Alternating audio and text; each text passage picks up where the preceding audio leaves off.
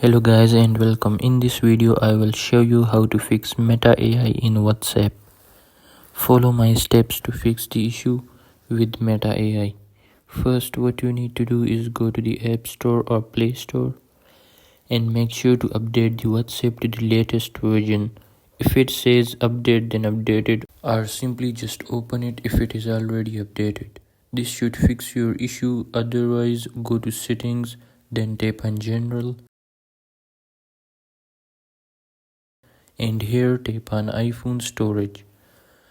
Here you need to find WhatsApp and simply tap on it. Now make sure to delete cache files or upload the app and re-download the app. However, if you are still facing the issue, you need to wait because in some countries the updates comes later. Hope this video helped you. Make sure to like and subscribe for more.